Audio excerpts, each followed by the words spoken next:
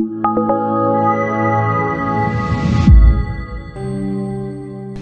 Aleichem, Yamim Rabbi.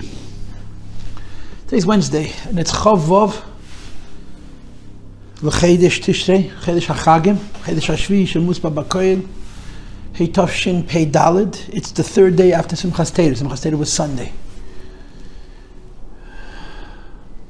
Since the last time I recorded, we had the end of Moedim L'Simcha, the highlight of Zman Simchas Torah, which means as the Simchas Torah. And of course, we've also all experienced the incredible nisayon that we, as one huge family, and particularly Achenu v'Achisenu, Bartzenu v'Akadosha, have been going through, and the simcha of Yom Tov has been severely challenged by these halamas v'esteirim, by these incredible tests. I want to mention that for the last, I don't know how many weeks, we've been learning the Maimorim of the Rebbe from the summer of Tafshin Lamed Gimel and then into the Tishrei of Tafshin Lamed Daled, and we continuously talked about the Yom Kippur War and how the Rebbe's attitude was that the way to react to that incredible tzara, and that was an unbelievable tzara, was dafka through simcha. One of the stories which I actually read the Reshima from in one of the last classes I gave in the Maimorim was that the Rebbe refused to take a pidyon. When he was offered a pidyon on Chalamed Sukkos for the Mamer of Israel, and the Rebbe said, now is Man Simcha Seinu, and I'm not going to let you alter my attitude of Simcha with your own heaviness. And then the Rebbe fabringed, and he protested the fact that the Elter Chasidim, the Mashpiyim, the Madrichim are not providing clarity to their Talmidim and to the new generation about the attitude of Simcha Peretz Geder, and Simcha heals and solves all problems. And as the Rebbe spoke in the Fabrengen of Yud Gimel Tishrei that year, which was 3 days into the war, that how could we sit in Fabreng when someplace else there's a Yidden Schlagenzach, Jewish people are at war, and it was a terrible, terrible war. And the Rebbe said that the fact that Bashgacha Pratis is happening in a time when Api Allah we don't say Tachnun is a message from Hashem. That's what the Rebbe phrased it. It's a message from Hashem that since halachically from Erev Yom Kippur, the day before Yom Kippurim, till the end of Chedesh Tishrei, we don't say Tachan. It's a message from the Eibush that this nisayon can be overcome dafke b'derech simcha. And there's no question in my mind, this is at least I should say no question in my heart, that this has to be the approach now. We have to engage in this challenge b'simcha, and Hashem has to give the Jewish people the courage and the strength and the will to do what they need to do to make sure that the Jewish people in Israel are safe in a way that they don't have to look over their shoulders. And as the Rebbe spoke so many times about the idea of finishing what you start, and not to show weakness, not to bend from pressures that certainly are going to come from the outside, and to remember that Lo Yonam V'Lo Yishin Shem Yisrael. It's not Keichev Eitzim Yadi. We're not the ones who do these things. The Eibusha does, but we have to b'derech hateva do our part, and we have to do it in a way that shows our belief in the Eibusha and in His protection. And in Mitzvah Hashem, this will be the last time the Jewish people have to shed tears, and we should have simcha and bracha v'atzlacha, and we should continue growing b'gashmias, and we should continue growing b'ruchnias. Simply by growing b'gashmias, we go b'ruchnias, because a Yid's gashmias is ruchnias, the gashmias of a Yid is ruchnias, and certainly the Eibush that gives a Yid gashmias, and he makes from the gashmias of ruchnias, which is an even higher madrega of ruchnias. Now, I'm determined to continue teaching my morim and teaching them with the same spirit. In other words, we're going on, we're continuing, not chas v'shalom in a way that's not aware of what's going on, but with betachan and with simcha and with trust that the Eibush is going to make gvaldike brachas v'atzlochas. So we're learning the second class on the Mamer of BaSukos Tashvu, which the Rebbe said in the second day of Sukkot in the year Tafshin Lamed Daled. We already had one class on this Mamer, which I gave you the day before Shana Rabbi, I believe. And we learned the middle of the Mamer. In the middle of the Mamer, the Rebbe quoted a pasuk from the Siddur v'yisbuch v'cha kol Yisrael mekadeshei shemecha, and he explained what shemecha means. Shemecha means alakus, even alakus in the very highest madrigas. And mekadeshei shemecha means that the Jewish people connect even the highest madrigas of shame to what's even higher than Shem, what's even higher than Oyer, to Atzmus and Hus Mamish. And that the only way to be able to Mekadesh as Hashem, to add in Hishtalshel's terms, Chayoy to Garmoi, Oyer to Keli, Laskon Rosa de Shmei, to add Kedusha to Tahara, is through Simcha. And certainly to be Mamshech Atzmus, to bring forward Atzmus and Hussein Zal Baruch Hu. It's above any kind of Mitzvos, above any kind of form. That it should be Mekadesh as Hashem, it should bring holiness in a revealed way to the Giloyim of the Eibush, which are in relationship with the world. It's only through Simcha. This is what we learned in the previous class.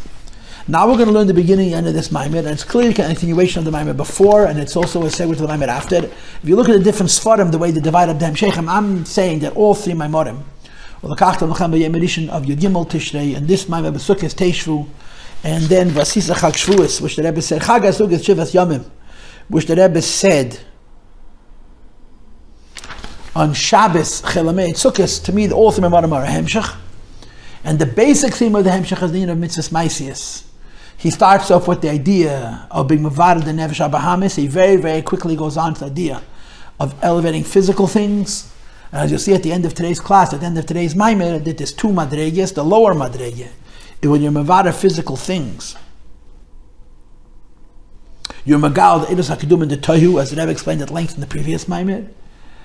And when you do physical mitzvahs, your Mamshech Atzmus supposed to Eibishter himself, as the Rebbe is going to say on the very top of page 24 in the name of the Mittel Rebbe, that the Yesh HaNivra is the Yesh HaAmiti. Now it comes from the Yesh HaAmiti, it is the Yesh HaAmiti.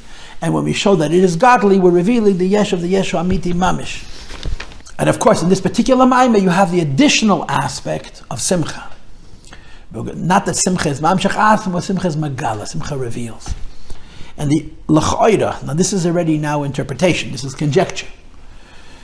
The Atzmus is Nimshech through mitzvahs, means Mivtzoyim, Mitzvah Sukka, and Mitzvah Lulav. As you see in the next Maimah, the Rebbe is going to raise up Sukka and Lulav over all other mitzvahs Gashmias in a very interesting and a very unusual way.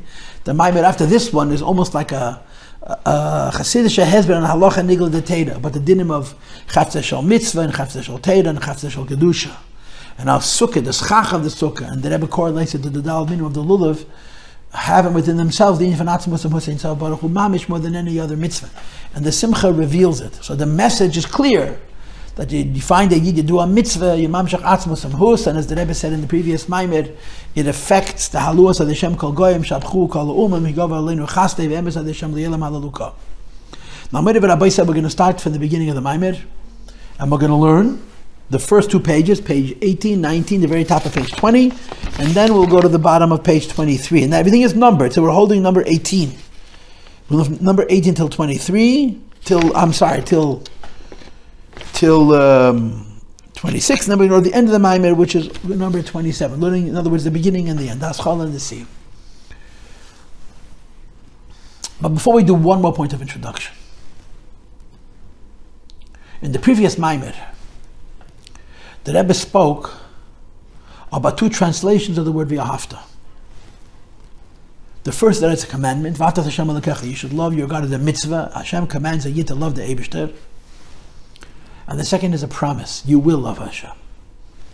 Now, typically, these two interpretations are seen as a graduation. First, you work to love Hashem with your unlimited powers, and when you graduate from that, you're zeichet to the Ava of tzaddikim. Tzaddikim have simchot tzaddikim ba'avaya, like it says in Perek, I guess Mem Gimel in Tanya, but also in the Kuntas Achri, in the Chinuch Katan, which is Akdama of the Shara Yichid ve'Amunah, that it's a culmination after you do an Avoda of Av al-Asoisa, which is the bidder of the Nefesh HaBahamis, then you zeiche to the promised Av, which is from the Neshama. But here the Rebbe flipped it on the other side, turned it upside down, and he said that the commandment of Ahava is the Ava only from the Nefesh HaLekis, and the promise for Ava is the Ava which has to do with the bidder of the Nefesh HaBahamis. And he explained why. Because a promise means for something that by yourself you'll never be able to get. You won't be able to get it in the typical fashion, which is called Esarusa de Latata, Esarusa de Liela. You won't even be able to get it in the atypical fashion of the idea of Kuchabrichu Sharia Ba'asar Shlim, that after you have Esarusa de Latata, Esarusa de Liela, the Eibishter reciprocates his blessing for our Avoda in accordance with our Avoda, then the Eibishter gives us something transcendent beyond our Avoda as a matana, Avedas matana etenis kuhunaschem. Here the Rebbe said it's a promise, because there's no way we could earn it directly or indirectly. Not b'derech hasirusa l'tata hasirusa d'li'ela, and not even b'derech hasirusa d'li'ela, which is la'achare hasirusa l'tata hasirusa d'li'ela. And therefore the only way we have Hashem gives us b'matana. And what's the matana? That when a Yid loves Hashem, not just with his nefesh al-kiss, but also with his nefesh al-bahamis, with his animal soul, and he's mevarer his animal soul. And then the Rebbe immediately says this doesn't only mean the animal soul, it means physical things, which is why mitzvah is not with physical things, like the physical shefer, the physical lulav, the physical sukkah, v'cholu. So your mamshech is the teyu, lights of elam teyu, which are hard than lights of elam tikun. And the way he explains it in the Mamer is because the lights of elam tikun are defined by the kelim. The kelim defined what the oyer is, and the lights of elam teyu, the oyer themselves define. The kelim simply acts as a passive medium to bringing the oyer forward, but the oyer comes as the oyer is. And in today's class you're going to see, and he did to some extent explain it in the previous class as well, that it's not just Eidas the Tei, which are Mamshech Atzmus Samhos. So in this Mamer also we're going to have this notion of a commandment and a promise. The commandment is going to be BaSukos Tashvu Shivas Yamim, you're commanded to sit in a sukkah. Now in the scheme of last Mamer you would say that means you're sitting only with your Neshama. Kol ha'atzach b'Yisrael yeshu b'Sukka is not a command, it's a promise. And according to the scheme of the previous Mamer, that's going on the sitting in the sukkah with your guf and the nefesh habahamis. But this Mamer says a different thing. It's based on the Teres HaBaal Shem Tov, that BaSukos Tashvu Shivas Yamim means nefesh, ruach, neshama, the lower levels of the neshama. And Kol ha'atzach b'Yisrael is a promise that the higher levels of the neshama, the chaya, yechida, and the ניצוץ בירא, which is called yachid, are also brought into the sukkah through them, and it's also a promise. So in one way, this Mamer is very consistent with the previous Mamer. Just like in the previous Mamer, there's a lower level of love, which is a commandment, and a higher level of love, which is a promise. So in this Mamer, you have a lower level of sitting in a sukkah, which is a commandment, and a higher level of sitting in a sukkah, which is a promise. The difference was that in the previous Mamer, the higher level, which is a promise, is about fighting with the nefesh habahamis. In this Mamer, the higher level of sitting in a sukkah, which is a promise, has to do with the Avoda of the nefesh al-kiss, which is above the guf, and in some cases above the nefesh habahamis altogether. And I don't think the two things are contradictory. I think they're quite compatible, because one causes the next. Because a yid is mevader the nefesh habahamis, Hashem promises him avas Hashem, and Hashem promised him that he's going to reveal this chaya and yechida and teshuvah sukkahs v'chulu, was the Rebbe explained in the previous Mamer. So let's start with that background, okay? BaSukos Tashvu Shivas Yamim is the mitzvah, and called Azrach B'Yisrael Yesh BaSukos is the promise. And we begin BaSukos Tashvu Shivas Yamim. You should sit in the sukkah 7 days, called Azrach B'Yisrael Yesh BaSukos. All the citizens of Israel, so I'm trying to say the word Ezrach, will sit in a sukkah. Yadu Adiyah Gwazab Maimor, and Nishnas Tov Dal Hebrew Shashim Tana. The Rebbe says 30 years ago, the Rebbe Rayasafid, in 1943-44, in the year Tadash, which was in the middle of the war, said a Mamer on this pasuk, and I actually looked up the Mamer. He asks a few questions. First of all, why is there a general commandment? General means it speaks to all the Jewish people as a unit. BaSukos Tashvu, if you're a Jew, you're being told to sit in the sukkah. Then he speaks to a particular segment of the Jewish people, a slice of the Jewish people that are called Atzmus, which we're translating again as citizens. Will sit in a sukkah, and he says the second time yeshu b'Sukkos. So even if you want to speak about the Jewish people collectively, and then you want to speak about this subgroup called Atzmus, all the Jewish people sit in the sukkah, including kol ha'ezrach, whatever Atzmus means. And again, we're translating Atzmus as citizen. But the need to say a second time yeshu b'Sukkos is redundant. It already says you should sit in the sukkah. And even though the Torah seems to divide the Jewish people up into two subgroups, all of the Jewish people, and Atzmus, it should say the mitzvah only once. The previous Rebbe asks the second question. He further asks in the Mamer,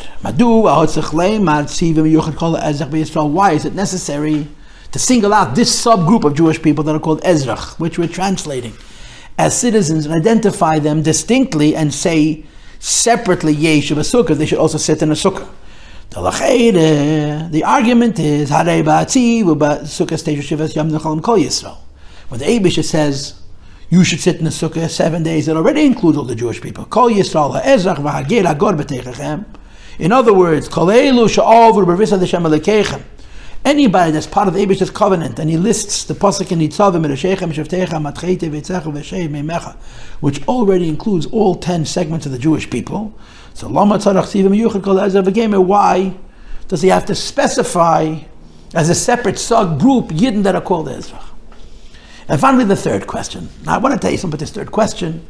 This third question is classic. There's so many Maimorim that ask the same question. It's a funny kind of a question. It's a really weird question. But the Rebbe adds something here which actually offers more insight into the reason behind the question. You had this in Samavav in both years, Samavav and Samach Zayin, it's in a lot of places. BaSukos Tashvu shivas yamim. In the Sukkah you should sit for 7 days. So the Maimorim explained, BaSukos Tashvu as medavarayim bring in the makif and ha'is yashvas. Sukkah is a hut, it's a makif, it's something which envelops. Tashvu means to sit. But philosophically, Tashvu doesn't mean to sit, Tashvu means to settle. And BaSukos Tashvu means that you have to settle the makif, something which is available to indirectly. You have to make your own in a settled way. And the Maimorim argue that that's impossible.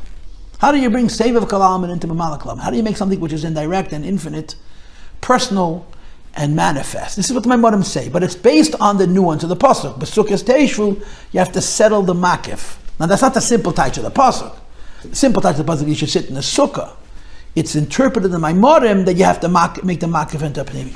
Here the Rebbe asks that question, but shows you why it's a good question. And finally, this question is also asked in the Fidik Rebbe's Mamer, but the detail that the Rebbe brings here, I don't think is the Fidik Rebbe's Mamer. This is the Rebbe uses nigle to support the Mamer. It says twice, BaSukos Tashvu shivas yamim kol Ezra yeshu basukos. So the Rebbe says the following: Masha keifel as inyan hayishiv BaSukos shnei pa'amim. The fact that in the same pasuk it says twice Tashvu and Yeshu, and they're clearly unnecessary, they're redundant. Hareza bedugmas is compared to a Talmudic idea which is called Shana Alav Hakosov La'akev. Now I look, this expression is apparently predominantly used regarding karbonis, kachim.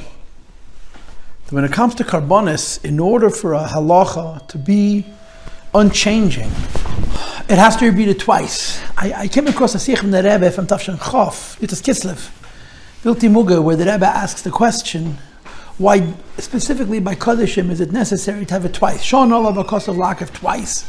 He proposes that perhaps it makes sense that by Kachim, more than anything else, one time should be sufficient, because Kachim, everything has to be so precise. And he explains because Kachim is changing the world, and therefore Shon Olav HaKosav La'akev it means. When the Torah says the same idea twice, it becomes affirmed, Lagabe Kodeshim, in a way which cannot be altered, it cannot be changed. That's basically the idea, the way I understand it. Now, I'm not an expert in Kachim. I haven't learned Kachim, that's the honest truth. But L'ch'oire Shana v'Kosov La'akev also indicates that it's sort of almost like an extra pasuk. The meaning of the statement is that when the Torah says something twice, now usually when the Torah says something twice, we try to say it means two different things. But there are instances where you cannot find a secondary meaning. So in any case that Shana Olav HaKos, the Torah says the same thing twice, and you cannot find how the two times that it's mentioned are representing two different things, in other words, it's literally said twice, then we say it's li'ikuva. It's meant to point out that it has to be precisely this way. Now, I just want to say this now, that in the next Mamer, which we're going to learn after this one, they're going to bring a chazal, a gemara, that compares Sukkah to karbonis, to kachim, which makes this idea of Shana Alav HaKosav La'akev by Sukkah a very interesting idea. As you'll see in Hashem in the next Mamer. Shana Alav HaKosav, when you have the pasuk saying the same thing twice, and you can't learn from it two different things, it becomes a li'ikuva. And that's the diuk. The Maimorim ask, that since it says twice Tashvu, Tashvu doesn't just mean sit, it has to mean something which is absolute. And that's the idea of settling. Let's read it inside. Hare Sukka v'yeshiva shneim yom havchim. Sukka, and the idea of settling and sitting are opposites. Because first of all, Sukka is dirasare. A hut is a temporary dwelling. That's number one. And number two, it's dugmas habayis b'mechinas makif. In as much as they're comparing it to a house, it's a makif. So there are two issues. Teshvu means to settle, and teshvu means to make permanent. The sukkah is not the kind of thing you can settle because it's a makif. It's not the kind of thing you can make permanent because it's temporary. And yet the potato is saying twice, teshvu. But yeshiva means pnimius, that you have to take this temporary dwelling, which you relate to an indirect way, and not you have to sit in it. You have to settle it, make it permanent, and make it something that you're able to internalize. And that's the Rebbe's question. How can you settle the makif? This is the fundamental question of the Rebbe, the Mamer. Okay, those are the three questions, and the answers are coming in the next paragraph, number 21, if you follow me with it. And he begins with the answer. Umevi Sham, and the Friedrich Rebbe brings Peter Shabbat Shem Tov pasuk. The Baal Shem Tov touch on this pasuk. This BaSukos Tashvu Shiva Samim called Azrach Biisrael Yeshbhu BaSukos is brought in Chassidus so much. It's brought also in Shas, but here it brings a new kretch from the Baal Shem Tov, which is wonderful. I shouldn't say new, different, or another. The BaSukos Tashvu Shiva Samim. The first part of the pasuk is a command. You should sit in a sukkah, and as the Rebbe says in the Mamer of Yud Gimel Tishrei, Ulakachtem Lachem. If it's a mitzvah, it means we're in a position to do it on our own. If Hashem tells us to do it, that itself is proof that we're able to do it. When it says in the second part of the pasuk, every Atzmus, citizen of Israel, should sit in the sukkah. It's a blessing and a promise of the Eibishter and his Torah. Come. The blessing and the promise of the Eibishter and his Torah. On the boy side. The way that Rebbe said it in the previous Mamer, when does the Eibishter give you a bracha and haftacha? When you're not able to do it on your own. Now the previous Mamer wasn't able to do on your own, in this Mamer wasn't able to do on your own, yechida. And obviously those two things are two sides of a coin. And he explains the kashati, Avoda, and we do the work that we're able to do on our own, which is BaSukos Tashvu Shivas Yamim, we sit in the sukkah for 7 days, which is explained amongst other things, to make from the makav tashvus. They give us a promise that every citizen of Israel is going to sit in a sukkah. This is not a mitzvah, this is something which happens as a byproduct, so to speak, but derech mamela.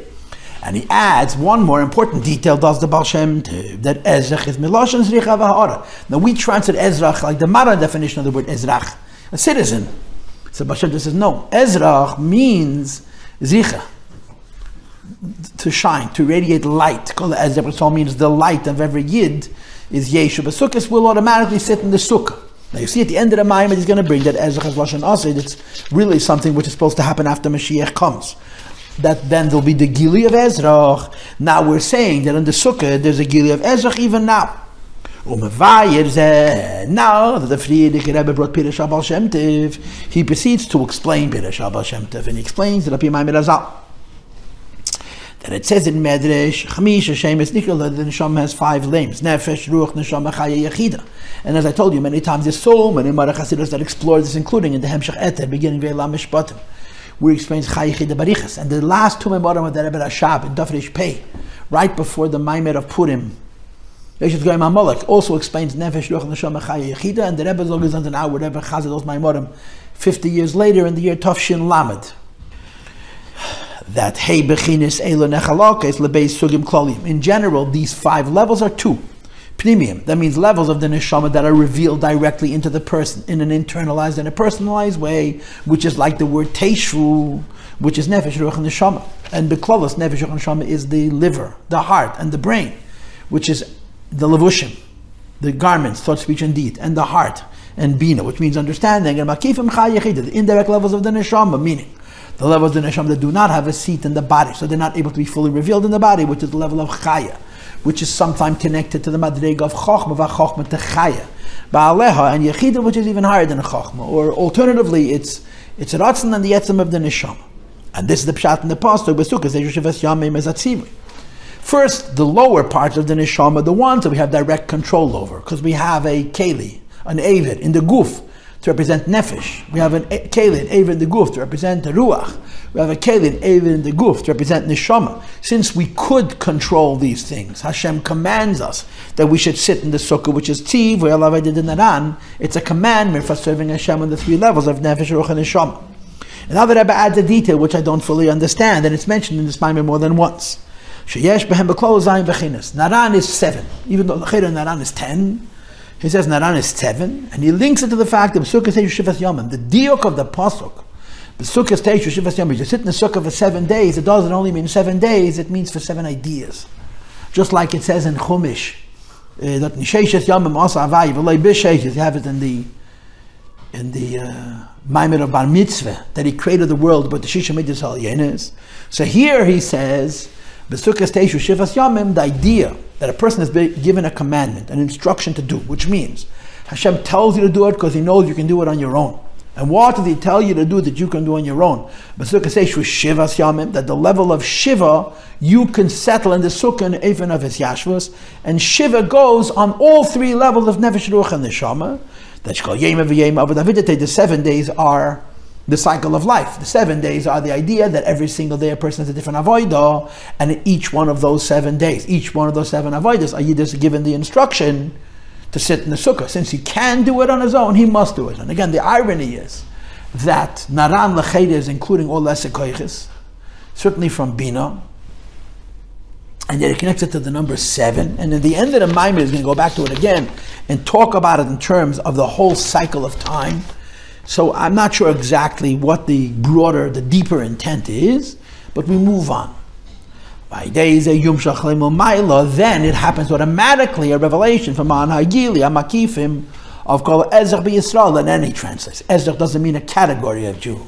It means a level within each Jew, which is this richa v'ha'ara of every single Jew, the shine of the Neshama of every single Jew, is promised. Yeshu b'sukkos, that you're going to sit in the sukkah automatically. If you do the Avoda, that you're able to on your own, the Eibishter guarantees that the higher levels of the Neshama are going to come into the sukkah. B'derech mu'mayla lamata. And he translates Shigam, Mamakif from the Neshama, the indirect levels of the Neshama, meaning the levels of the Neshama that we don't have direct control over, because we don't have a tool and a limb in the body to represent them, because they're infinite and hidden and indirect. We cannot make them come into the guf like I can tell my mind to think a certain thought, and to a limited degree I can tell my heart to feel a certain feeling, and I can certainly tell my arms and my legs and my mouth to do certain actions. But my soul, that's above my mind, I cannot control, and the Eibishter therefore says, I'm going to guarantee, I'm giving you a promise, that you do the part that you could do, and I will give you the part that you cannot. Your text. Shagam hamakifim, the neshama, the indirect levels of the neshama, yum shechava yira b'pnimiyim, are going to draw down and radiate the pnimiyim. And now you have a very interesting expression. This is very sweet. Now I wish there was a way for me to highlight this to such an extent that even a stranger visiting my site and finding this class would find this. You have this so much in the Rebbe's Maimarim, and Bechal you have Maimarim all the Rebbeim. But the Rebbe takes a few words out of Mamer from the Frierdiker Rebbe. The Frierdiker Rebbe is the Rebbe's Rebbe, and it leapt in them. You see how the Rebbe was the Frierdiker before any one of the Rebbeim. I'm beginning with the fact that the first Chassidus he printed in America was the Frierdiker Rebbe's Maimarim. Now, it seems like he's saying Marim of the Rebbe Rashab, and it's true. But whenever he says Marim of the Frierdiker Rebbe, he's medaken words. He shows you individual words, and from these words he builds ideas. And here he's going to add a gavaldik nekud here. Kilushin hamaymer sham. The Frierdiker Rebbe says in his Mamer, BaSukos Tashvu from Tadash, which now is 80 years ago. When the Rebbe said it, it was 30 years ago, but it's 50 years since Lamed Daled. Quote, his kashrus hachelek v'ha'etzem, the bonding of the chelek of the neshama with the etzem of the neshama. Now, b'pashtus, his kashrus hachelek b'etzem means joining the naran with the yechida. At the lower levels of the neshama, which we're able to control, and therefore we can be commanded, BaSukos Tashvu is going to be joined by the levels of the neshama that we not have direct control over, yeshvu basukos. But the Rebbe says, no, it's more. Etzem taka means the etzem, but chelek doesn't mean aran. Chelek also means chelek of the etzem. Like he says at the end of the paragraph, etem shatefes bechel shatefes bekulei. So chelek of etzem, or chelek lekami mal mamish, is the whole etzem, and nevertheless there's a difference between the word chelek, which already means etzem and neshama, chelek lekami mal mamish, and etzem, and the joining of chelek and etzem. I wish to explain. This is our Rebbe talking now. Api Mashanes Bail, and he goes back to the Mamer of Shuva, where he also spoke about the 5 levels, and he spoke about them in the context of Mimamak and Grasicha Avaya, and he connected it to Tshuva, to Tshuva Yisrael Adavaya Lekecha, to Tshuva that comes from the highest madregas of the Neshama, that you're revealing Chaya and you're revealing Yechida, and he said in that Maimah you're really revealing what's called Yochid. Like it says in Kisvei Arizas, written by Modern, that there's Nitzots, cotton, Echad, Nivra, there's a tiny spark that's a created spark that's called Yechida, that's Misyachad with Nitzots, cotton, Beire, which is called Yochid. So Yechida is the 5th level of the Neshama, and Yochid is the point in Elokus that the Yechida touches. And he's going to explain his kashas achelik ba'etzem, not naran and chaya yechida, not even chaya and yechida, but yechida and yochid. Rabbi and Mamer, as we explained before, that even though in so many places in Chassidus yechida is called Atzmus Neshama, that's how it is Rabbi Sai and the Kuntres and Yono Shoteres Chassidus. On the other hand, in Tafshin and Beis and Pashas Tail Days, the Rebbe said, based on all ariches, al ken yesh lahesef u'lesakein, that when you say that Meida Ani with Yechida, you really have to say that there's something even higher than Yechida, which is the code of Yachid. So the Rebbe says the same idea here. Shagam Yechid is like Bechinas Shem. Even the level of Yechida, which is so frequently considered Atzmus Neshama, is only a name of the Neshama. And the Atzmus Neshama, the very essence of the soul. And I hate the word essence. The soul as it is entirely by itself without any definition, regarding which you say that there's 5 names, is higher than Yechid, and this is called Nitzots, Beira, the spark of Creator, which is Yachid. The Bechinas Yechidahu, the level of Yechida, which in other Maimarim is considered Atzmus Neshama. And here is considered the highest of the 5 names of the Neshama, is Makabelas Bechinas Yachid, receives from Yachid, Kamesha Kosto, Ba'amai Neshama, the Rebbe explains in his Mamer. And then the Rebbe says, Oh Masha Meisiv, this is the meaning of that phrase, first of all. His Kachas HaChelek Ba'etzem, Chelek doesn't mean Naran. Chelek means Yechida, Chelek Elakam Imal Mamish, which is joined with Etzem Yachid. That means the Eibishter, which is higher than the idea of being a Chelek. V'chein b'siyam ha'mayim, says the Rebbe. Later on in the same Mamer, the Frierdiker Rebbe uses a different expression. When he uses the expression Gili Etzem HaNeshama, the revelation of what's called Etzem HaNeshama, this doesn't mean Yechid, that means Yachid. Shakavana Bazeh, the intent is Shayadei Avoda the BaSukos Tashvu, Shivas Yom B'chinas Naran. When we do the job we're able to do, which we can be commanded to do, which is BaSukos Tashvu Naran, so Yoir v'Yizrach, first of all Chaya Yechida, but not only Chaya Yechida.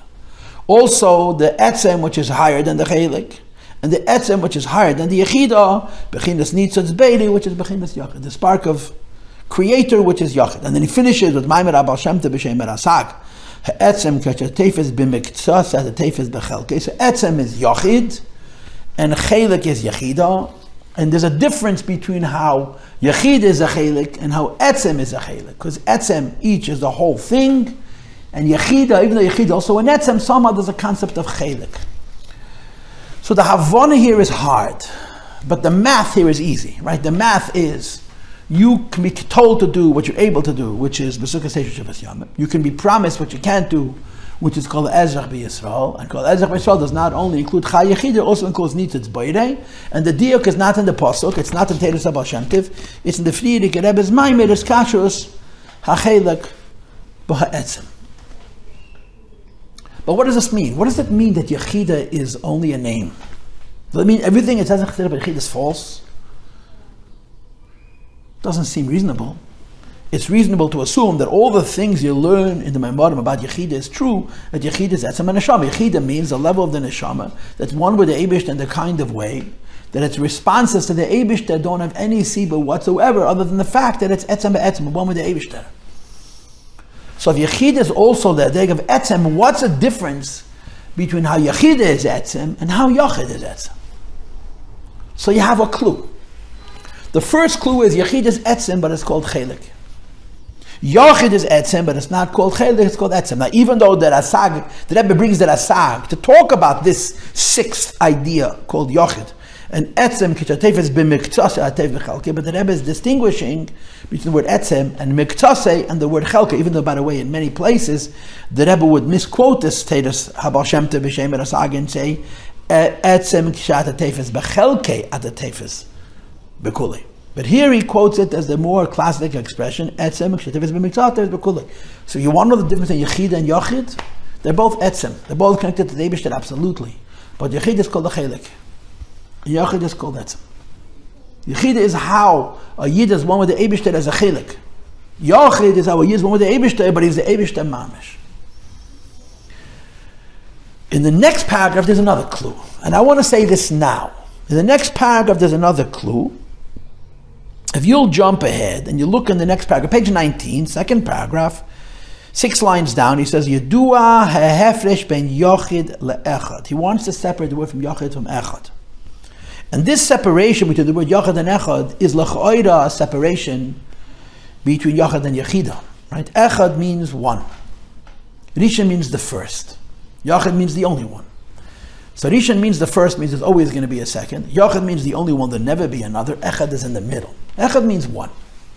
One means there is an idea of more than one, but one also means there isn't a reality of more than one, there's only an idea. So Yochid means einsik, there's nothing other. Rishon means a first. Echad means there could be another, but there isn't. It's sort of in between Yochid and Rishon. And the Rebbe brings this distinction between Yochid and Echad and explains it in the following way. I'm reading the words inside. Bechinas Yochid, when you say only one, in Shayach Olinyan Aktoved Mailamata, you can't even say that there's extremes. You can't say that there's higher and lower and that Yochid is everywhere. There isn't an everywhere. When you say Echad, there's a heaven and an earth and the Eibush is everywhere. When you say Yochid, there is no Mailo Mata. There's absolutely no distinctions whatsoever. You cannot speak about the madreg of Yochid and say that it's a high level. Because ain kol gedorim denaylo biltinala. On the level of Yochid, there is no concept of high and low, and therefore, just like you cannot call it low, you can't call it high. It's beyond the phenomena of being defined as being special. It's beyond the idea of being special. It's absolute. And this second clue offers more insight into the difference between Yochid and Yechida. Clue number 1 is that Yochid is called Etzem and Yechida is called Chelik. And clue number 2 is that Yechida is a high level and Yochid is not even a high level. So what's the difference? What's the difference between Yochid and Yechida? Yochid is the madrege where Yid is the Eibishter. Yechida is the madrege where Yid is a piece of the Eibishter. And being a piece of the Eibishter gives him a power of Mesiras Nefesh with absolutely no limits whatsoever. No limits whatsoever. At all. But being a piece of the Eibishter, that makes him beyond any limits whatsoever, is a very powerful madreg. Yochid, which is not being a piece of the Eibishter, but for Yochid being the Eibishter himself, you can't call it powerful, you can't call it weak, it's just the truth. So what do you know? What do you know based on what I just said about what separates the madreg of Yochid from the madreg of Echad? Now I have 2 thoughts on this. The first is the Sikh of Teldes, Tafshin and Beis, where the Rebbe says, Meida Ani is Yechida. Meida Ani is a very simple prayer. And it's so simple that Tumah doesn't touch it, like it says in the Yמים, Kol HaTumah She'elam Ken Nish Metam Zayin, the Meida Ani Fan HaYidin, and of course they bring the Inyan Shteres HaChassidus. It's original Yמים, it's Inyan Shteres HaChassidus. So the Rebbe says, but there's something higher than Meida Ani, which is Miyad Shener Mishnasa. You open your eyes, you're simply aware that you are, you haven't yet said Meida Ani. At that point, you can't even say you have a simple relationship with God. There's only God, as if you are God. And that's where the Rebbe says in the Sikh of Teldes, Tafshin and Beis, Al Ken Yesh Lahisa Falasakin, you have to add that when you're talking about Etzem and Neshama, you shouldn't call it Yechida, you should call it Yochid. You shouldn't say Meida Ani is Yechida, you should say Miyad Shenei Mishnasa is Yochid. That's my first commentary on these 2 clues. And my second is the Vata Tetzaveh. When the Rebbe talks about Etzem and Neshama, and he gives 2 levels, Etzem and Neshama, Kfi Shi Mogiteres Begeder Apshitus, the Etzem and Neshama which is infinite, which is ready for Mesiras Nefesh, but it's Davar Nezik Echsag Eluyim, it's outside of the person. Meaning to say, like a Yid in Russia got a great Mesiras Nefesh, and he comes to America, and Ein Reim Alav Inyan Mesiras Nefesh Kol Kach, because when there's no Goy, there's no Kasas Lamoed, the Yechida subsides. But then there's the higher madreg of Etzem and Neshama, is Etzem and Neshama Kafi Shi Meshreshes Atzmus, which is Chadem Techsag Eluyim. This level of the Neshama is so powerful that you could see the infinity of the Neshama in your brain, in your heart, in your senses. There's no contradictions between infinity and infinity. Or to say it in the language of this Mamer, there's no contradictions between BaSukos and Tashvu, Makav and Pnimi, or Tashvu and Yeshvu. So those are 4 insights to separate Yechida from Yachid. Number 1, Yechida is called Chelik and Yachid is called Etzem. Number 2, Yechida is a high level. Yachid cannot be called a level. Number 3, Yechida is like Meida Ani, and Yachid is like Miyad Sheneh Mishinaseh. And number 4, and this one we can debate, but that's how I'm interpreting it, Yechida is the power of infinity, Mesiras Nefesh Dal Kiddush Hashem, but the Kosas Lamoid and Gos of Ashiras it doesn't have. And Yachid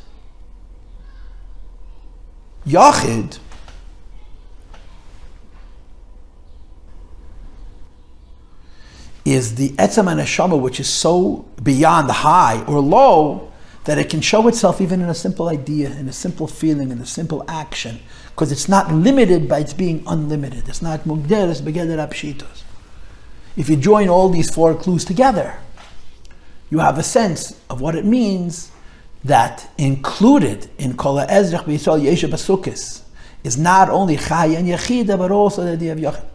When he comes into a Sukkah and is Makayim the Mitzvah, the Eibishter gives him even that level in himself, that place in a Yid, which is so one with the Eibishter that you can't call it high, you can't call it low, you can't call it a peace, you can't call it sacrifice, it's just the truth.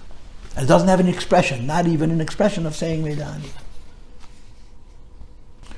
So did I explain the difference between Yachid and Yechida? I don't know. But I certainly gave you some food for thought. Okay?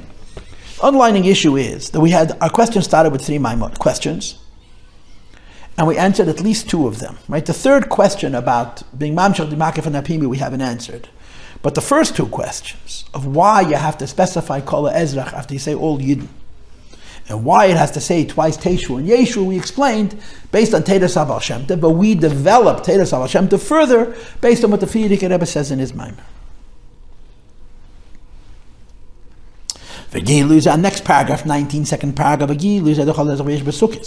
idea that the higher levels of the Neshama, which we don't own, that are given to us, but come into the Sukkah, is Nimshech BaSukos Tashvu. We do the mitzvah that we're able to do of sitting in the Sukkah, and the Eibishter gives us automatically as a Bracha and a Haftacha, Kol HaEzrach B'Yisrael Yeshu Basukos, idea Shivas HaSukkah.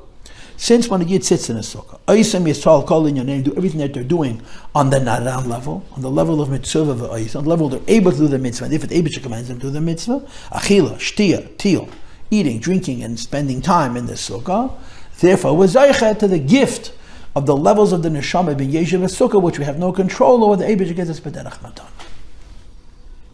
So we do the mitzvah, and the schar for the mitzvah is a haftacha of much, much, much higher. But now the Rebbe has a kasha. And this kasha opens up the point of this Mamer, that physical mitzvahs are mushish and Atzmus and hus, like he explained in the previous shir, about so we're on page 19, second paragraph, with the number 25, which is the 3rd line into the paragraph. And the question is, Hare, we just said that when a Yid is Mekayim BaSukos Tashvu, the Eibishter is Maftiach Kol HaEzrach BaSukos Yeshvu, and this is talking about Chaya, Yechida, and the Nitzots Beiridim from Yachid that we discussed earlier. So the question becomes, Hare Achilu Shti Winyan Gashmi. Our contribution, our half, is physically eating food and drinking and sleeping for those who sleep in the Sukkah. In other words, we perform the mitzvah not only in a physical way, but with physical things, which, like it says in Tanya, a number of places, we have in common with everybody. We're not unique to Jews. Everybody eats, everybody sleeps, everybody drinks. How is it possible? By eating physical food and drinking physical drink, to bring down the idea to call Atzmus Basukos. What's the reason for the kasha? Shehu iyan ala b'yesed. Kol ha'ezrach b'Yisrael is an incredibly high level when you understand what Ezrach means, the way the Baal Shem Tov explains it. The beginning of that explanation is the word yeshvu, that it's a promise from the Eibishter. And as I said to you before, the reason the Eibishter has to promise this to us because we cannot get it on our own. So he has to promise us the madreges which we're not capable of getting on our own. Va'ad, to be sure, now that I've added the second point, which I gave you earlier when I discussed with you how we understand the difference between Yachid and Yechida. Shebe'emes, to be sure. And Shayach Leimer al Zeh, Gam al Lashon. You can't even call Yachid a high level. Yechida you can call a high level. Yachid you can't even call a high level. The Mekiv and Shekol, Shebe'in kol Atzmus v'geim and nichla. Since the word kol Atzmus includes also Gila b'chin Zechid, Yachid kanal. V'yedu ha'hefesh, you know the difference between Yachid le'echad. Now you see, he doesn't say ben Yachid li'yechida. He said between Yachid li'echad, and he just presumes that we'll understand that echad is al derech mashal yechida, and Yachid is obviously al derech mashal Yachid. It's the same Hebrew word. And he explains. Shebabchinas Yachid, the denotation of singular is in shayach kol inyan haksav. You can't speak about poles, sides, directions. No time, there's no space. There's no mile, mat, there's no higher, there's no lower, there's no east, west, north, south. There's no dimensions. There's no reality. We speak about something which is beyond any kind of form and any kind of reality. You cannot speak of it as inyan naila, as being a high level. And there is no concept at all of naila, of built-in naila, high and low. If we're only talking about chaya and yechida, you could say yechida is a lower level and yechida is a higher level. But if you're talking about yachid, it's such a high level, you can't even call it high. And all of this is being given to a yidden, but that bracha v'haftocha, as the Rebbe calls it, for eating and drinking. The question therefore becomes, how by sitting in the sukkah for 7 days and doing the mitzvah? And of course, the mitzvah level is the lower level, the one that we're able to do on our own, and therefore we're commanded to do on our own. And Kvayachal Rebbe is not going to do it for us, which is the lower madrigas of Naran. And as he tied it into the number 7, which compares to the 7 days of the week, how by sitting in a sukkah for 7 days with the lowest levels of Neshama, doing physical eating and physical drinking, are we zoichet to such gifts from the Eibishter which are transcendent? How was this possible? I did sitting in the sukkah for 7 days, which is in Gashmi.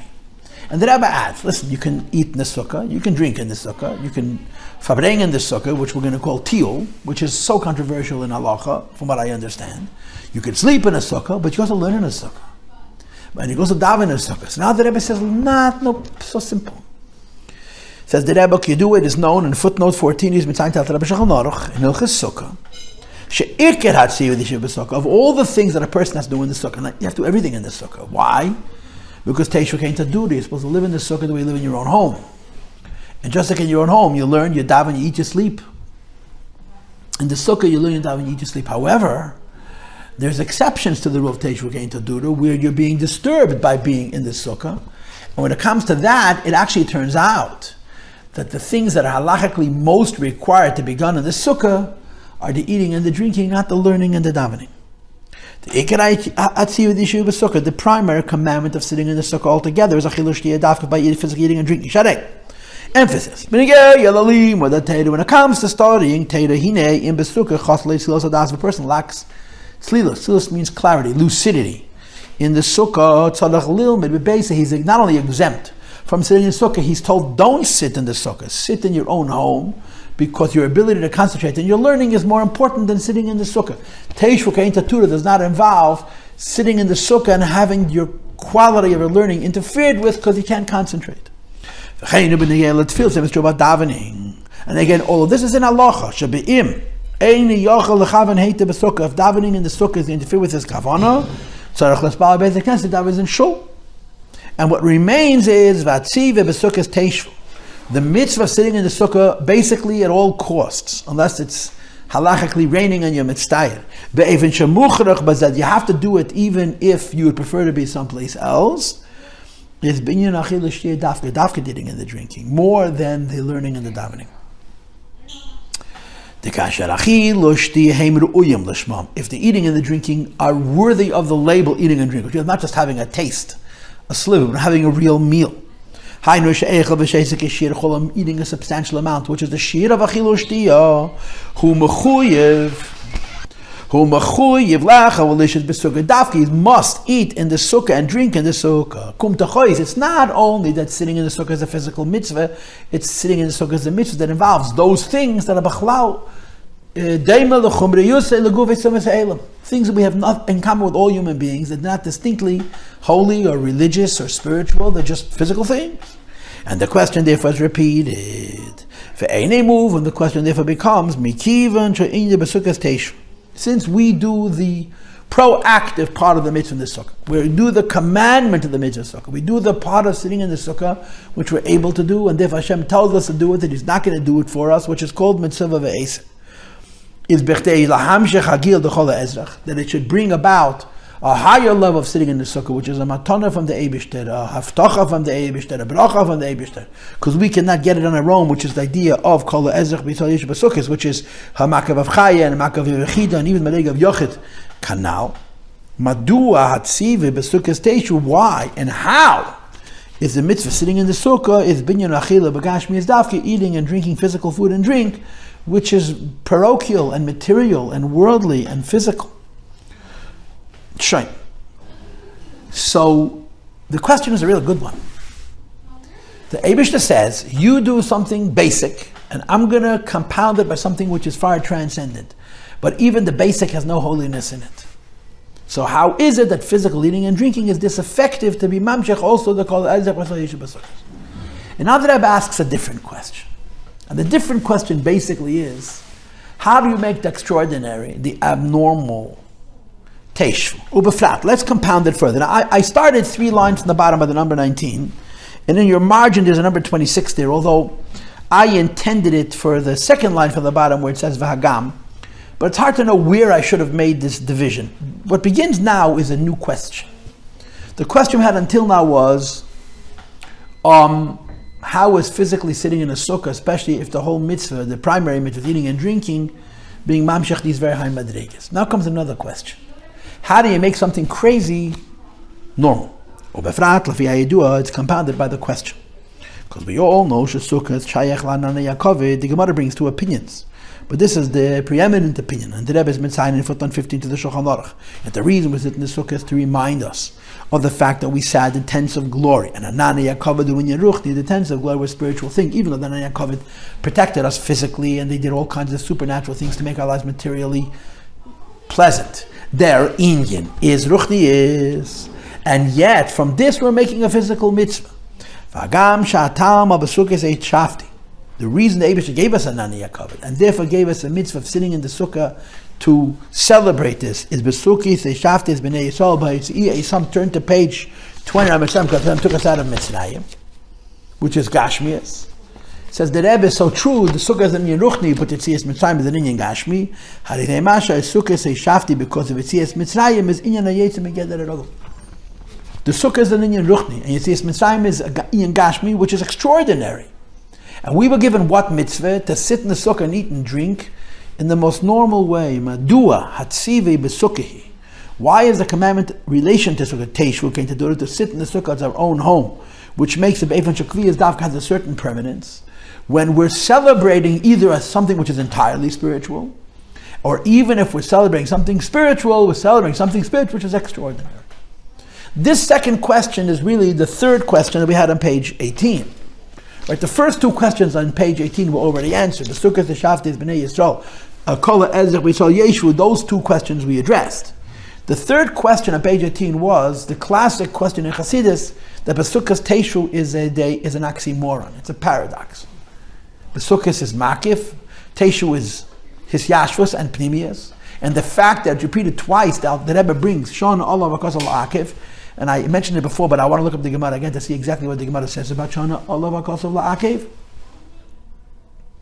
How do you make something which is by definition indirect and transcendent, personal and internalized? Here he's asking the question differently. How do you make something spiritual and totally supernatural into something which is everyday?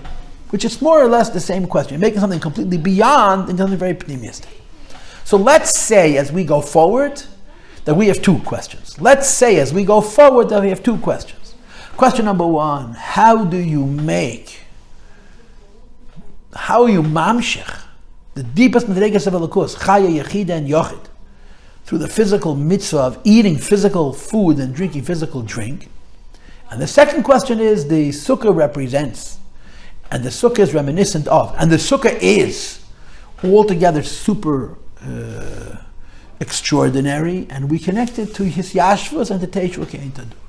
In other words, the mystical interpretation of the word BaSukos Tashvu, which is to settle, is consistent with the halachic definition of teshvu kein tadur. You live in the sukkah like you live in your house.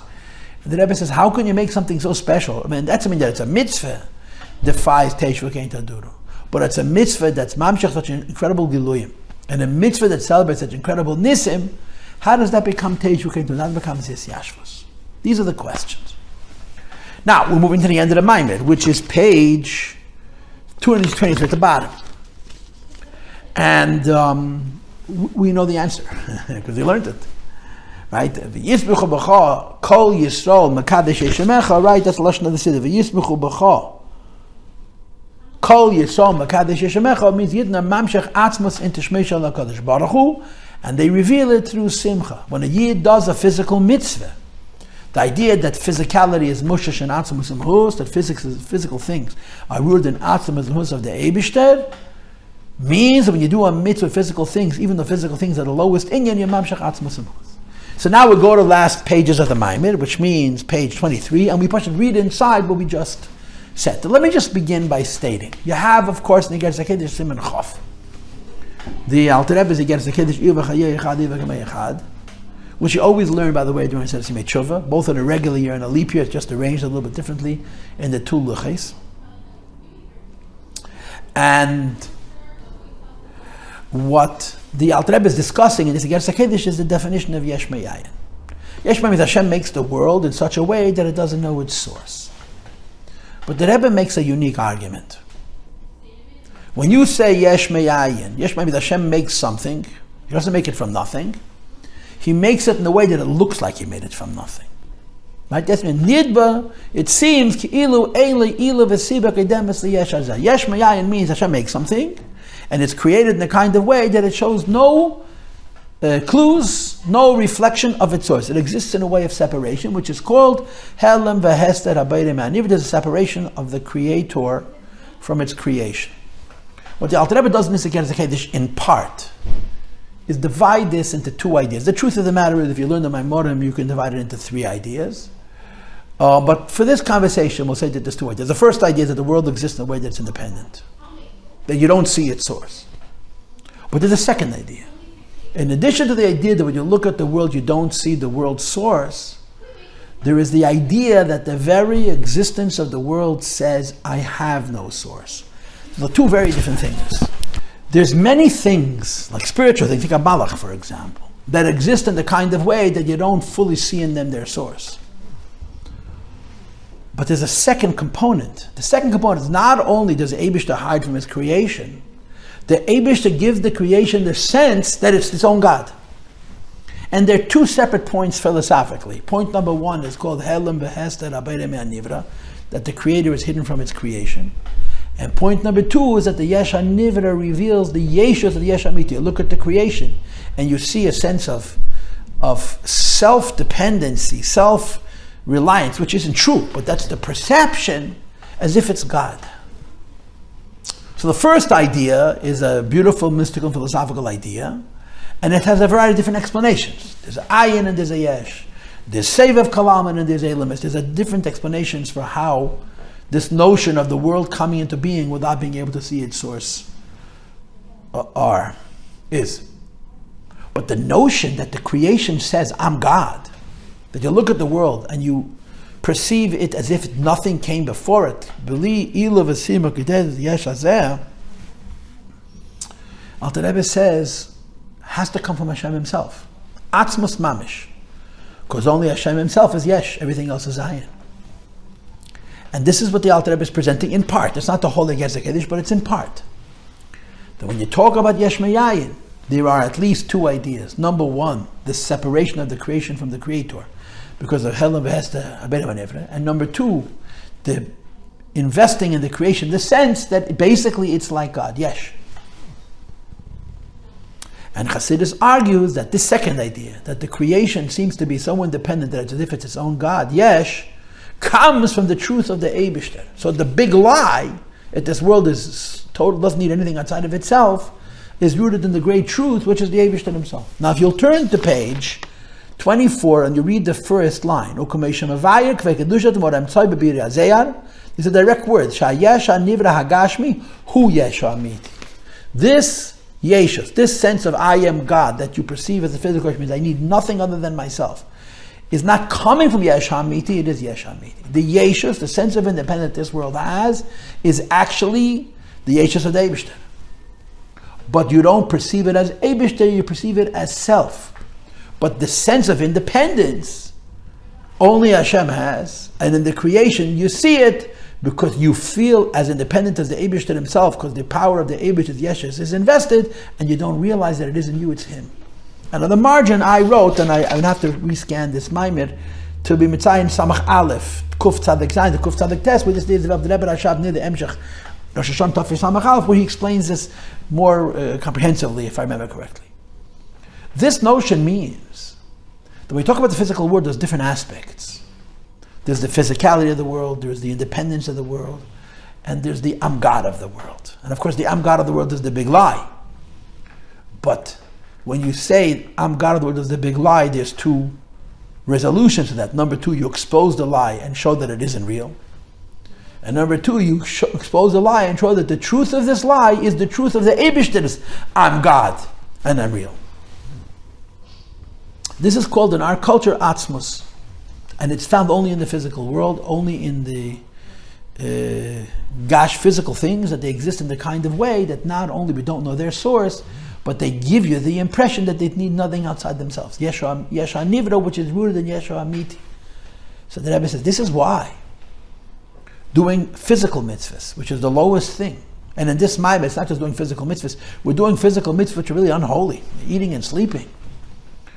They go to the truth of the yeshus of Hashem, to the independence of the Eibush, the truth of Hashem's independence of any other creation, of anything, because the yeshus of the Eibush is found only in them.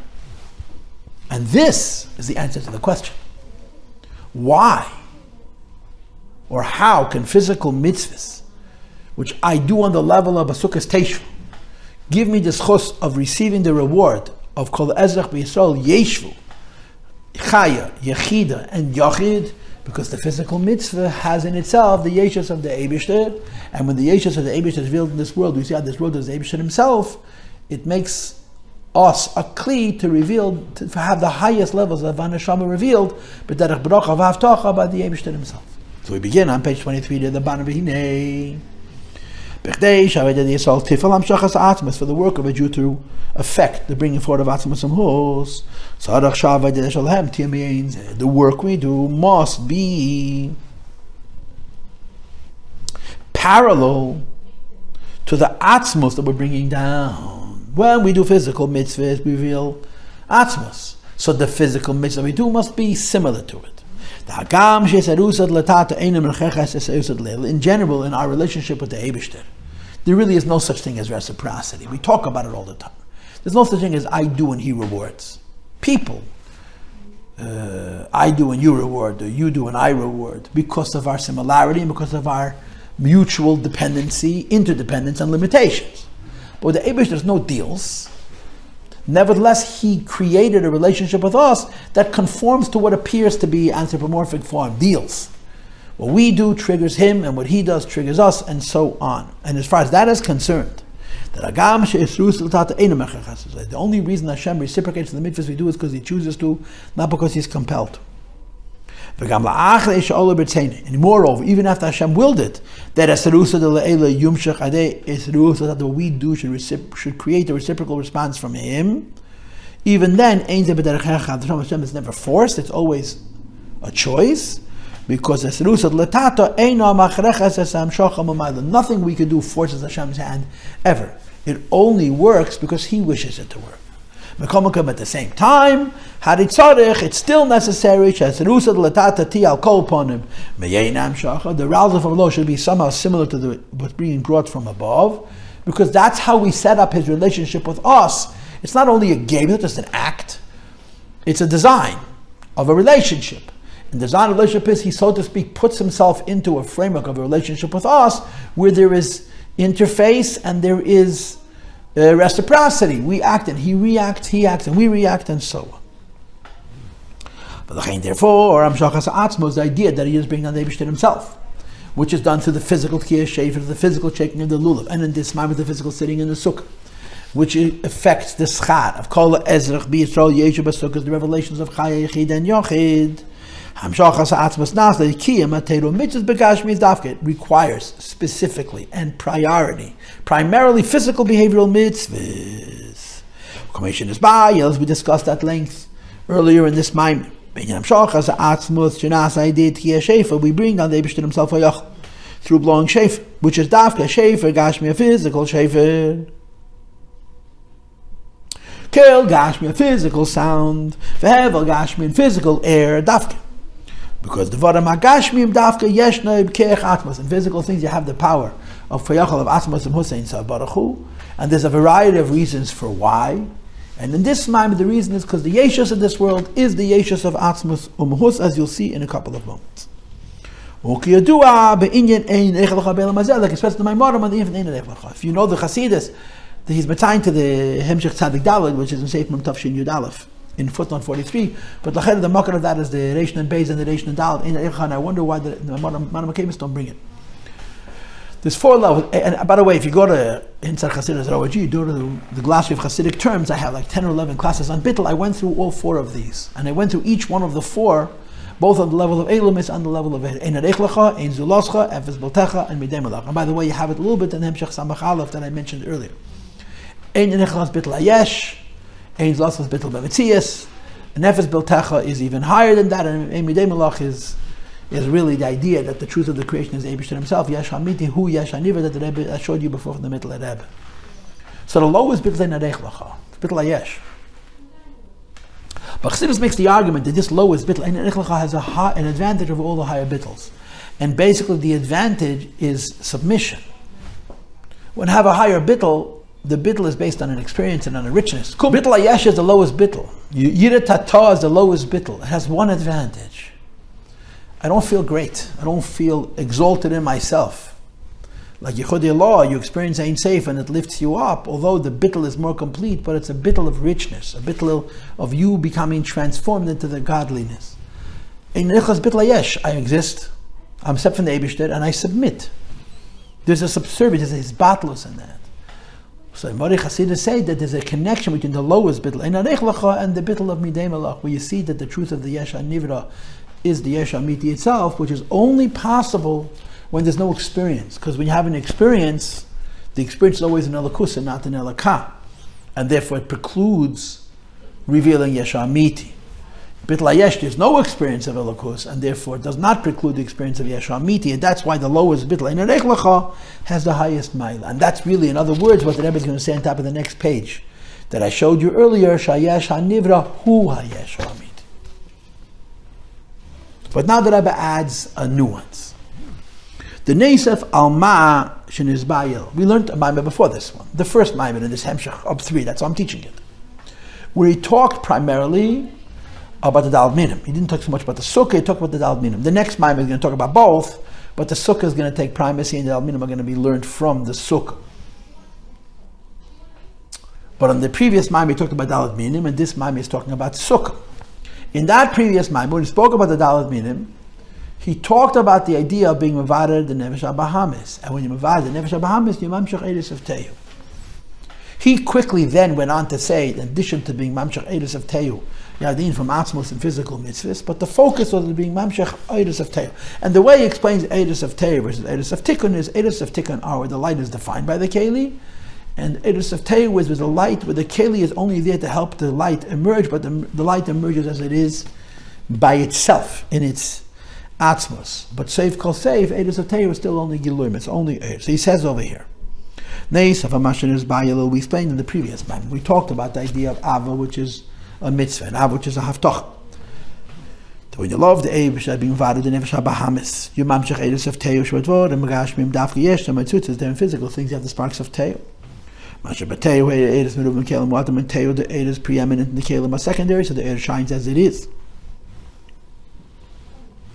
Hanashah Kelim, and B'miyah to Bitla, Eidus, the Kelim's role is not to be primary, but to simply represent the Eid. And the Eid comes as it is naturally, as opposed to an Elam HaTikkun, where the Keli is here to define the Eid.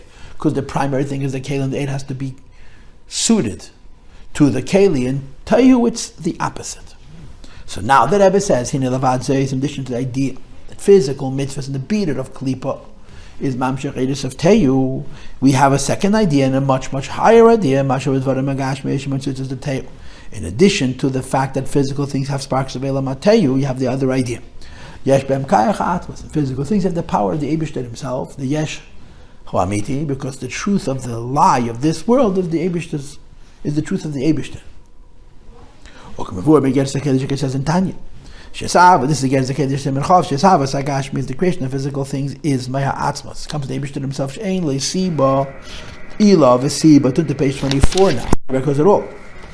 And therefore it carries Atzmus Amos. O Kamesha Mevayek Vekidusha Modem Tzoy Bebir, the middle Rebbe explains. Shayesh Hanivra Hagashmi Hu Yesh Hamiti. The physical Yesh is in fact the Yesh of the Eibishter himself. And when we do Lachein, Aidekim, Teiro, Mitzvos, Begashmi, you have Lamshachas Atzmus. We're revealing in this world how this world is the Yeshus of the Eibishter himself. Not you're destroying this world because the Eibishter is only true, yes, but you're showing that the Yeshus of this world is the Yeshus of the Eibishter himself. And this is why Dafke mitzvahs on a physical level, and specifically physical mitzvahs, are Mamshech Atzmus BaSukos Tashvu Shivas Yam. And that's the answer to the first of the two questions that we had from, we'll call, let's say, Perek Beis of the Mamer, page 19, the top of 20. And the Rebbe continues and he says, V'zehu BaSukos Tashvu Shivas Yamim kol Atzmus B'Yisrael Yeshu BaSukos. We do the mitzvah that we're able to do, and therefore we're commanded to do what Kvayachal we need to, what we can do, we must do, and Kvayachal Hashem is not going to help us. But then there's going to be the Bracha and Avtach of Kol Atzmus B'Yisrael Yeshu BaSukos Shaydei BaSukos Tashvu Shivas Yamim. We sit in the Sukkah for 7 days, which is a manageable mitzvah. In other words, we're doing it on the lowest levels of our Neshama, Naran, where we're able to do the mitzvah. And we're doing it in a physical way, within the parameters of physical time. Yesh b'za agbola the Mokum Gashmi. But the Mokum Gashmi is the Shir of the Dfanes, and Zman Gashmi, which is Shivas Yamim. Now, the Pashas, what the Rebbe is saying is that it's physical and limited, and therefore possible, manageable. But I think the Rebbe is also trying to imply that in this limit, it's what you call in Chassidus Hagbala Atzmus. You have Atzmus and Hussein Sabarach. Or Befrat, and particularly Fimash, and is by what was mentioned earlier in the Mamer. And when we came across it earlier in the Mamer, on page, the very bottom of 18 and top of 19, I told you then I didn't understand what the point was. Seven contiguous days. Kelim Kolazman denotes all of time, and the implication is the limitation of time. Kidua being Shuvas Meyahakav, like it's brought to the Chassidus from the Kli Yakar and the Shals Shuvas Harashbo. Shebachol Shavua Aim every single week with Ayim Rishon b'Shabbos. V'shebachol Shavua Chayzim Eisem Meyahakav v'chul. Every week it starts all over again. And by the way, the real source of this is the Rambam. In Nevuchim, in the middle of Chelik Shein, in Nevuchim, the short little Perek, where he explains the idea of Shabbos Bereishis, that everything goes 7 days and starts again, because it reminds us of creation. And now he brings words which I don't understand. Kiyadua bir Mamer Azal on the pasuk Nara Yisei Gam Zakanti Sara Shalaylam Omri. Like we know what's brought to Chassidus on this statement, Nara Yisei Gam Zakanti, there's a malach that's in charge of creation. That's Matat. So he's a very, very great malach, but he's great as Sara Shal Eilam, which is lower, of course, than Sara Shal Teira and Sara Shal Merkava, Shal Alakus. So he's the highest malach in relationship to the limitations of Teva. And this malach, Nar Yisei Gam Zakanti, is limited by time and limited by space. And the Rebbe brings this here to further support the idea that the world is limited, and the mitzvahs which we do are limited to time and space. And nevertheless, in them there is Atzmus Amos. V'gama yeshiva b'Sukka gau gufa, sitting in Sukkah itself is also physical. It's a physical act of sitting. Ubefrat lafi mashin is bayil, especially when you add what we learned earlier in today's class. She'ikir ha-mitzvah di yeshiva b'Sukka, the mitzvah of sitting in Sukkah is mostly b'negei l'achil l'shti. It's more about eating and drinking than learning and davening. And the bracha leisha b'Sukka you don't make when you learn. You don't make when you daven so much. You make it al-achil l'shti dafka when you eat, which focuses on the union of Gashmias. And as we learned in this Mamer, Gashmias is Moshe Shenatzmos. Like we looked at the previous paragraph, that the Yesha Nivra, Hu Yesha Amiti. So, physical mitzvahs in general, access and Magal Atzmus Amos, especially physical mitzvahs that are about Physical things, physical eating and drinking. We do this mitzvah of sitting in Sukkah according to our limitations. Everything about the mitzvah is physical, and everything about the mitzvah is limited, and limited is weiter physical. Begashmias, b'mokam gashmi, physical space, and the Rebbe means to say the limitation of physical space, which is what physicality means. Usman gashmi, physical time, and the limitation of physical time, which makes it physical, and the physical act of sitting, and sitting for the sake of eating and drinking. Dafka by doing a physical mitzvah on a physical level about physical eating and drinking. Nasa hamshacha of kol ha'ezrach b'Yisrael yesh b'Sukkos, you bring down the levels of the Neshama which we have no access to, and therefore there's no command, there's no mitzvah. It's a bracha of avtocha. It's going to happen by itself. Chaya, yechida, and the Rebbe says va'ad lamshacha de bechinas yachad, even the madrega of yachad which is higher than yechida. So what makes us kalim for the revelations of the higher levels of the Neshama is the physical mitzvah. Why? So in the previous Mamer he spoke about Magala Edis of Tehu, and in this Mamer he talked about the idea of being Hemshech Atzmus. And that's what kol ha'ezrach means, that we're mazriach, we radiate, we shine the light of Elokus into this world from above the world. And then that's really the Mamer, right? That's really the Mamer, that dafka physical mitzvahs are a keli for Atzmus.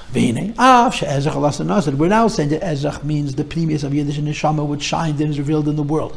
Not to our Avoda, but isn't it true that Ezrach is Lashon Asad? It will shine in the future, which means it's not now. So you could translate kol ha'ezrach b'Yisrael yeshu b'Sukkos as being lost at Lavei, and we're translating kol ha'ezrach b'Yisrael as being concurrent as soon as we sit in the Sukkah through our efforts. BaSukos Tashvu, automatically and immediately thereafter. Zeichet kol ha'ezrach b'Yisrael yeshu b'Sukkos. You can very easily say kol ha'ezrach b'Yisrael yeshu b'Sukkos. The gili of Chai, Yechida, and Yachid is only going to be la'asad Lavei. So the Rebbe says mekom kam nimshach gila zegamach. It's true that Ezrach means the Asad Lavei, and certainly the Asad Lavei, there's going to be Gili of Chaya, Yechida, and Yachid in the Sukkah, but it's now also. It's a statement, and he explains it based on the Rambam. We know about the Rambam that he translates Elam Haba, that Elam Haba yesh negam mach. Rambam says, when you said the world to come, you don't mean it's going to happen later now, it doesn't exist. You mean it exists now already, but it happens after this world. That's Nikra El Mabah, Lefi Shabah, La'achrei, Havei, the Teiro Mitzvahs Be'elam Hazeh. It's called the world to come, becomes after the Teiro Mitzvahs that we do in this world, but it happens immediately. It already exists and it happens immediately. In Al-Derach Zeh, the same is also true. When it says, Kol Ezrach B'Yisrael Yeshu B'Sukkos, and you can translate Ezrach Lashon Asa, that in the future, the levels of the Neshama called Ezrach are going to be revealed, that it's Nimshach Adei HaMitzvah, the Yeshiva B'Sukkah, which happens through our doing our half, which is sitting in the mitzvah, sitting in the sukkah as the mitzvah ve'eseh, which is the lower levels of the neshama, doing a limited act of time and space and eating and sitting. Says the Rebbe,